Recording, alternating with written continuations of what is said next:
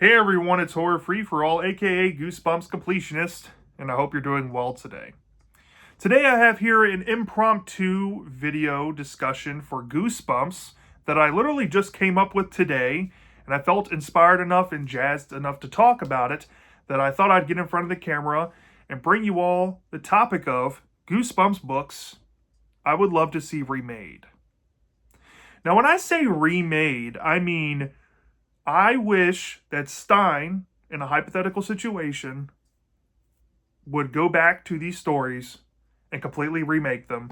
Or, if I can go back in time and I can become one of Stein's editors, I would have told him flat out, remake this entire book. Here's some ideas. Roll with this. Because these books that I picked today, I think are some of the biggest disappointments in Goosebumps history for me. Some might shock you, some might not surprise you, but I have here some remake ideas to go along with how I would remake it, to give you an idea of possible potential that some of these books had that just never were capitalized on, or maybe some concepts that the stories in question had that just never was done in an exciting way, or the story derailed on the concept at a certain point and just never capitalized on it, period. Reasons like that. Now, what prompted me to want to make this was actually thinking on two iconic Goosebumps episodes. The Haunted Mask 2 and Night of the Living Dummy 3. Both of these episodes are fan-revered in the Goosebumps community. Both of these episodes, I would say from the vast majority, are considered better than the books considerably. Depending on the person, some people think that Dummy 3 is equally as good as the episode. Some people think Haunted Mask 2 is equally as good as its episode. I'm not saying you don't exist, but I'm just saying, for the most part, people find these episodes superior. So I'm thinking on the idea of what these actually are. Are these episode adaptations, or are these more remake in nature?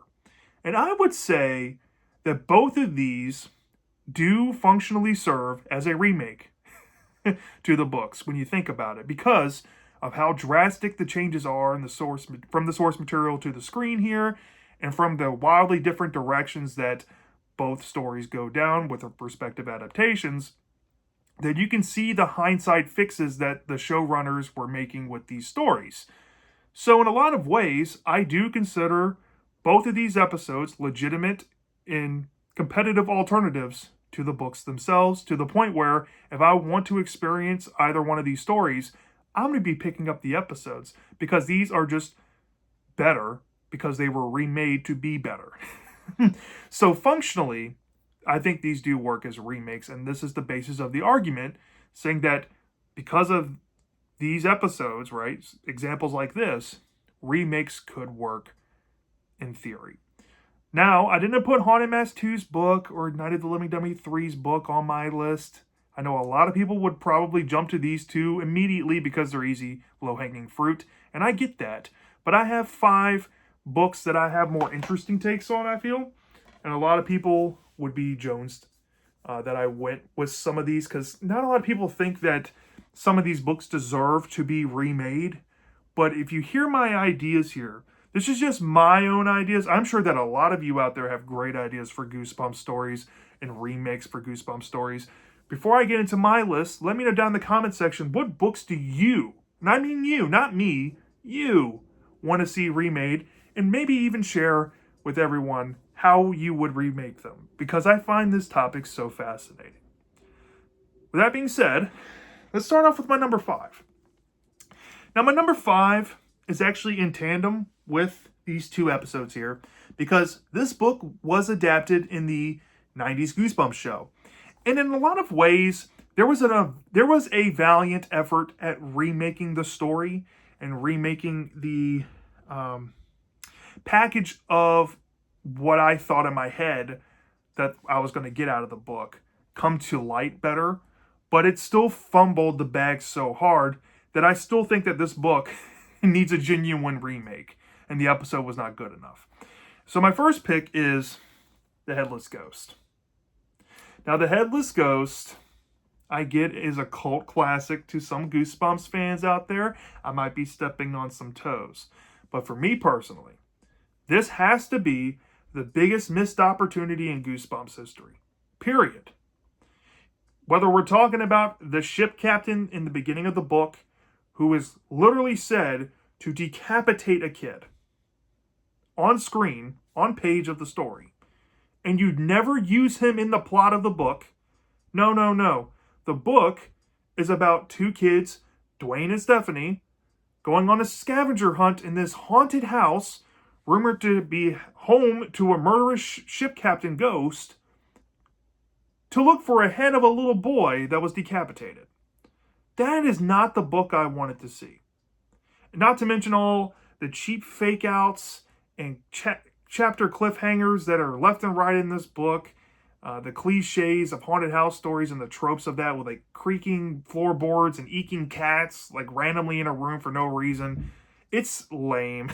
It's really lame. Even though there's some cool stuff with some side characters named Seth in the story, in the backstory involving that, that's not enough to really save the monotony of this book a lot of the time. And what really gets me about this book is the twist ending, which in my opinion is in the top 5 worst Goosebumps endings of all time.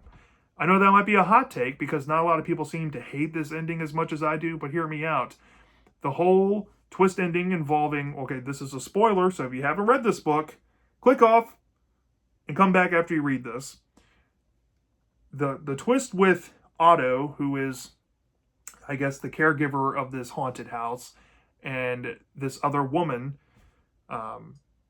being turned into ghosts months after the events of the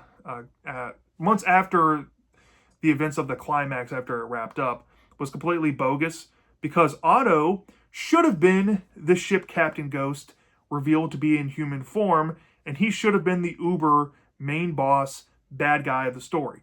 You could have had the headless Andrew ghost in the story as well, maybe a slight scavenger hunt mystery trying to help him out, but really that irks me to no end. Now the episode of Headless Ghost does try to fix that issue, going the logical route of making Otto the ship captain and making him the big bad guy, but they waste him by giving him some goofy twist involving paintings that makes absolutely zero logical sense. Look. All you need to do to fix the Headless Ghost in a remake is keep the Halloween setting, keep the haunted Hill House aesthetic, and you base the story off Dwayne and Stephanie around Halloween are looking to get into some trouble. They hear the urban legend of the ship captain decapitating Andrew, and that legend rings true because apparently it did happen. And the kids want to kind of prove to themselves that Andrew is a real ghost, and they want to find his head. But what they find in the house is way more terrorizing because they get stuck in there after this kid named Seth kind of gets them into some muddy water with Otto, and Otto reveals himself to be the ship captain. And they spend basically the whole book navigating this huge haunted mansion in these secret rooms, hiding from this rampaging ghost that all you need to do is give some intimidation and threat level to. Like, he can break down walls. He has, decapitated heads. Maybe he has like phantom heads, and he throws like demon fireball heads at you. He can kind of possess you with some of his like ghostly servants that he's taken the lives of in this house over the years, and his murderous vengeance. You can even build more onto his mythos and the backstory of him with, him being a scorned lover, and him kind of doing this because he's really mad at his lover for doing what she did to him. And of course, you can build with the Seth stuff that we see in the book and even in the episode. But I like what the episode did with Seth even more by tying him better to Otto, and of course him being tied to the dumbwaiter ghost. Andrew, could be still the through line here. They could help find Andrew's head, and Andrew is the only, I guess, willing participant in this haunted house to help the kids get out and make it out safe. That could be the twist. But the goal for him to do that is they have to find his head, because without a head, his body is useless or something like that. That's all you need. A straightforward, scary, atmospheric, rampaging ghost fueled story, and you're good to go. And I think most fans would really like this. And that's what this book should have been. But it just wasn't. It was just a really cliche, boring slog of a scavenger hunt book. And the ship captain just never appeared. Lame. So that's my idea for a remake for my number 5, The Headless Ghost. All right. At number 4, we have a modern Goosebumps book. All right. So going with the moderns, I have a book from Hall of Horrors. And this was by far my least favorite book when I read through that series. But this also really upset me because for this being a remake of Ghoul School, which was a short story from Triple Header Book 2, this quite literally was just Ghoul School stretched out into a full book.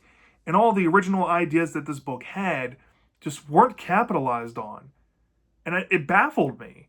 So here we are, and we're going to talk about Why I Quit Zombie School. Why I Quit Zombie School. Story about a kid named Matt who goes to a private school. You have a guy named Principal Craven who leads a student body that are basically zombies. What's hard about making a story about surviving in a boarding school full of zombies? Now, people say, oh, this book is like that, but it takes the Ghoul School approach, where Matt, of course, discovers that his fellow students are dead, and he has to fake it until he makes it, essentially. People discover that he's a real person, or a fleshy, or whatever you want to call him. He's going to get eaten alive, quite literally. And you have these different rooms in the boarding school, like the Reviver room, which is said to be like the infirmary for the zombie kids and whatnot, that we never see anything of until the very end of the story. Principal Craven up and disappears in the story. So you would think that, Matt is going to have some harrowing things happen to him. No, really all this book is just Matt observing his fellow students just behaving like undead zombies and watching them do gross things to their bodies and spending time going into, road to nowhere plot lines, like him trying to leave the school and finding the graveyard of the dead kids that I guess originally died there. And the story never really goes into too much depth behind the backstory of the origins of how this school became a zombie school. It just needed way more care in planning the story out, and pretty much needed a full-blown rewrite, if you ask me. I don't mind the Ghoul School approach, and how I would approach remaking this book full sail. It's just keeping that the setup and the core idea that Matt has to hide the fact that he's an actual human from the student body. Everything else should be played up like Matt has an actual adversary in the school, and that is the principal. The principal could be the person who is sending cronies, or I guess students that try to kiss his butt, to go spy on Matt and give him some tests to make sure that he's an actual zombie. And Matt could be thrown into these tests, thrown into situations where maybe certain kids find out that he is a human, and maybe he has to make some in-the-moment decisions to save himself. Now, with that, once students start appearing, or I guess disappearing, people start to notice that anytime they are thought to be near Matt, they up and disappear. And it turns out they, find out that Matt is a human, and he's been, quote-unquote, killing the undead kids to save himself. Then it becomes Matt trying to hide. He has to go hide in the school, find a place to hide. Maybe he's made friends in the story that take his side and want to protect him, and perhaps they help, team up with him to find places to hide out from the zombie horde that are coming after him. Or if you want to go the full rewrite of the idea, instead of Matt just being the only kid that's alive in the school, there could be a handful of kids that are alive, and Matt joins this secret club of alive kids as they're trying to figure out how to navigate not dying in the school of all of these mindless zombies. So, with that, I think that this story could have been way more compelling. Now, going to the Reviver Room idea, Principal Craven could be using the revival room as a way to reanimate fallen zombies that are taken care of by Matt. And maybe every time they get reanimated, they become more powerful. Or maybe they fuse together to become a three-headed kid zombie or something like that, and they become like boss zombies. They could have done so much with that concept that just wasn't utilized. It could have been way more bonkers than it was. And honestly, for a book like this, I wish it was, because these kids are trapped in a school. You need to capture the visceral horror in that. And I just don't feel like the book ever did that, sadly. So that's just a rough idea of what I would do with Why I Quit Zombie School. But yeah, that's my number 4. All right, moving on to my number 3. This is another original 62 book, and this did get an episode adaptation, but it was basically faithful to the book, and I absolutely hate the episode. I think it's one of the worst, if not the worst thing to ever come out of Goosebumps, which brings me to the book counterpart here, and we're going to talk about My Hairiest Adventure. My Hairiest Adventure, the puberty allegory book about Harry Larry finding hair on his body after putting on some weird suntan lotion before a Battle of the Bands competition. And slowly in the story, he realizes that his friends are up and disappearing, possibly turning into dogs, and he himself might be turning into a dog in that coming of age way. Look, love it or hate it, this book is not scary. Let's all be honest, even if you love this book. The book is corny. It's basically a whole lot of nothing happening, and if the stuff that is happening is just hair growing on his body. Nobody wants to see My Hairiest Adventure like this. I said it before and I'll say it again. My Hairiest Adventure's greatest potential is the body horror that could be had in mutating. Nice, I say mutating into a dog. So my proposed fix, and all you need to do to fix the story, you can keep the setup where a kid band, it's cold in winter, they go outside and they find this suntan lotion that kicks off the whole event of the story.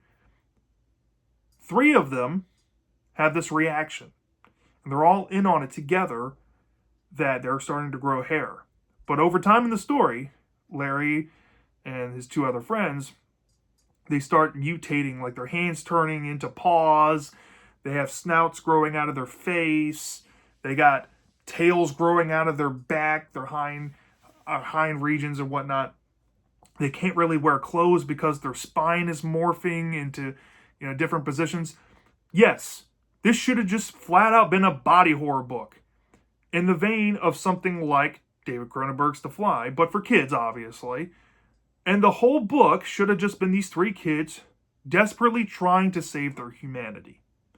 It would be a very perilous book if it just stuck to that. They have this Battle of the Bands competition they desperately want to be a part of, but they can't enjoy their humanity if they're fused into a dog forever. So they're looking for answers. And what possible avenue could they go to be saved, if there's any way to do so? There's a vet in the story that, or I guess doctor, but I call him a vet. He injects Larry with shots. How about we change his character up to be this guy who literally took some dogs and turned them into humans, gave them to some couples that wanted children but could never have them. And now the medicine's wearing off, and maybe the doctor's had a change of heart. Maybe he thinks that these kids, they're willing to, rummage through trash or something like that. They're willing to be nuisance to the neighborhood by making annoying band tracks and being loud and obnoxious, and he's grown tired of them and he wants them to be dogs. So I guess the remaining lifespan would decrease or something like that. I don't know. You can go any direction like that, or maybe you can go the whole Beethoven route where he just wants to turn them back into dogs, or even turn them into dogs to experiment on them. I don't care. Anything like that, but just make like a villain out of the story. And you can kind of have that coming of age element near the back half, maybe once we get that gratifying solution to the metamorphosis problem. But this would have been a great exploration into body horror if it wanted to be. And it didn't need to be a werewolf story or anything scary of that like. It could have just been purely in the moment and utterly just morbid to imagine what these kids were going through if it stuck to that. So that's my proposed idea for my Hairiest Adventure. I think that would have been a way better product, and maybe changing the cover up a little bit too wouldn't hurt for this one. But yeah, that's my thoughts for my number 3, my Hairiest Adventure. Now moving on to my number 2. This one is kind of the outlier of what I've been talking about, but it still deserves where I put it. And this comes from Series 2000, and I've mentioned in the past that this book might be the worst constructed Goosebumps book of all time because of a lot of factors.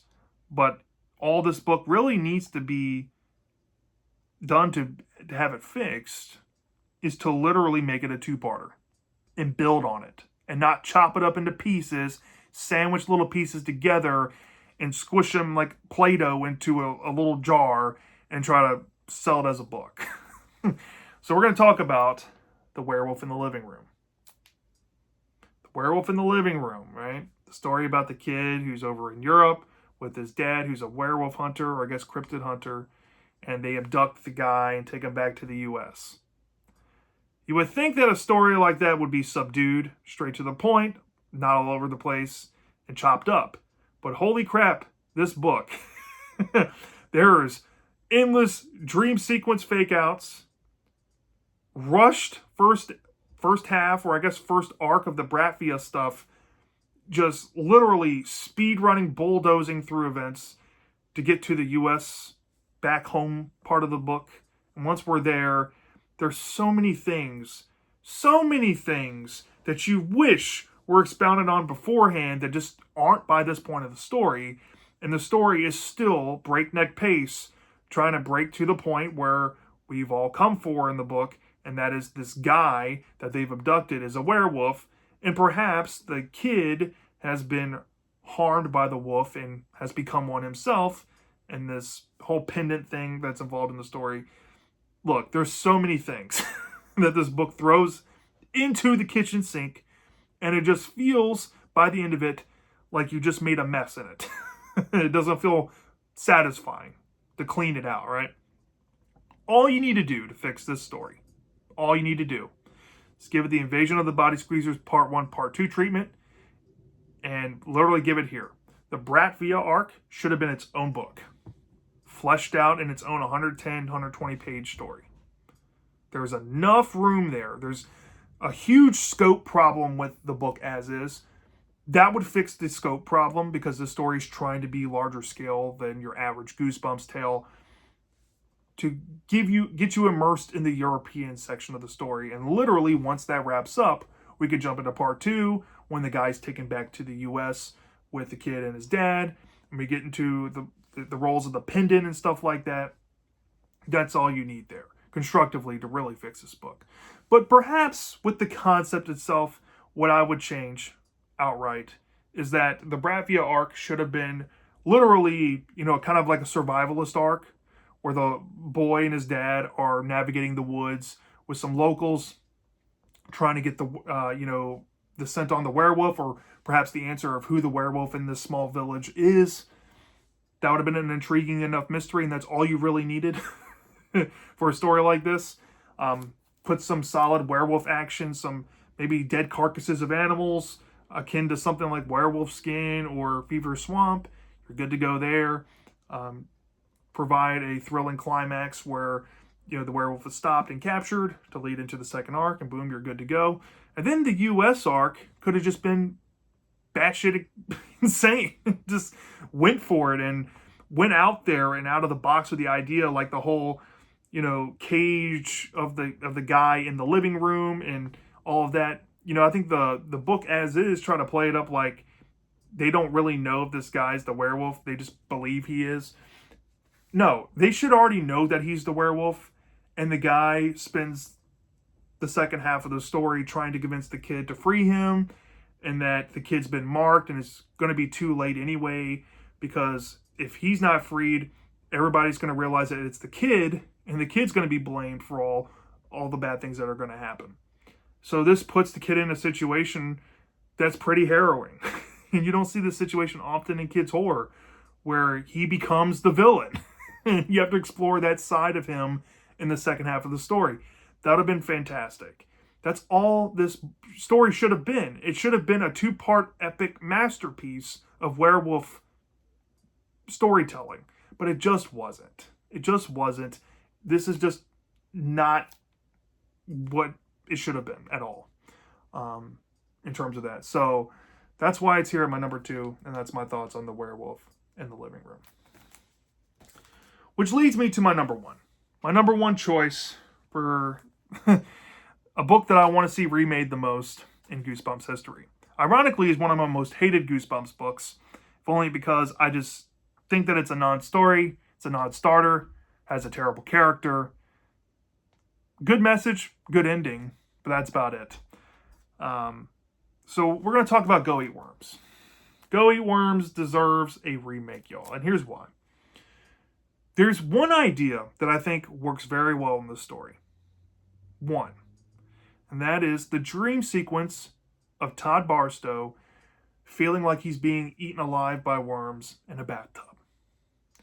That idea and the psychosis of being stalked by worms should have been this book. This should have been an exploration into psychological horror. And what I mean by that is all this story needed to be, now this does require some heavy rewriting, instead of it just being a nonsensical science fair project story about a kid using worms and being obsessed with worms and wanting to use that for his project, getting out of hand and the worms just start appearing everywhere all over his stuff. That shouldn't have been the story. No, the story should have been about a kid who loves being a bully, loves being the kid with the magnifying glass, smiting the ants on the anthill with the sun rays. But something within him is triggered, like a repressed memory. There's a science fair project, he wants to use worms, and these worms have started making him dream and remember a memory he had as a kid, where he's smiting worms or something, and he upsets this, I guess, Worm King. And the Worm King takes him down to his lair, and he's almost eaten, right? But Todd is able to kill it. And because it was so traumatic, his brain just deleted it, right? And he totally forgot about it over the years. And like I said, until the worms come back into the situation. And now Todd is being haunted with these visions of the king worm and whether what he's seeing in his reality is actually real.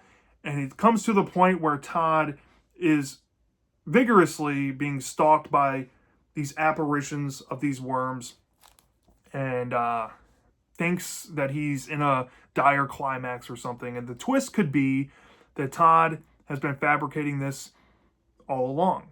He had a mental snap. It's been a psychotic break. And he literally thinks that the worms are trying to kill and eat him. And his mom and his family have to onlook him just being ill. And it's a really depressing story. But it would be a unique one, nonetheless. And it would be a standout for Goosebumps, I should say. And it would have a strong moral about, trauma and, overcoming things. And perhaps it makes you think that if Todd deserves it, right? That's way more than what this book offered, period, right? I know this one got an episode. I haven't even brought that up. And to say that the episode is leaps and bounds better than the book isn't a stretch, but it's still a wet fart. Even though they tried to play up the king worm idea, I think that was probably the most solid idea the episode brought. It didn't really do much to the overall structure of the story and change up enough there for me. Remaking it, I think this should have been a pure psychological experience from the start to the end. Because who really finds worms appearing in your textbook and in your bathtub scary? That's not scary. That's just gross, right? This was designed by Stein to be a gross out book. It shouldn't have been that. The worms could have been used as a metaphor for something. But they just weren't used that way, and we got this. So that's why I think this book should be my number 1. I wouldn't be shocked if a lot of people agree with my take on this, or they would put this book on their top 5. I actually have seen people echo that sentiment here because, this is considered a terrible book by pretty much majority of Goosebumps fans. Going a completely different direction couldn't hurt. So that's why I would like to see this one remade, because the possibilities are endless with a psychological story, and I think there's a lot of cool ideas, even outside of mine, that can come out of this. So there's my thoughts on that. So yeah, that's my Goosebumps books that I would want remade. Let me know down in the comment section, like I said before, what your choices are. I know I omitted a lot on here. I know some of my friends mentioned some really cool remake ideas for stuff like Night of the Puppet People and Ghost of Slappy and stuff like that. I think it's really cool to keep the conversation going with stuff like this. If you like my ideas, let me know. If you have any alternate ideas to certain books that I did offer up to be remade, let me know down in the comment section as well. And maybe just leave a comment if you want of some other talk video ideas you want to see me talk about, because I'm down to keep doing these. I love talking about stuff like this. So until next time, I hope you take care and stay spooky.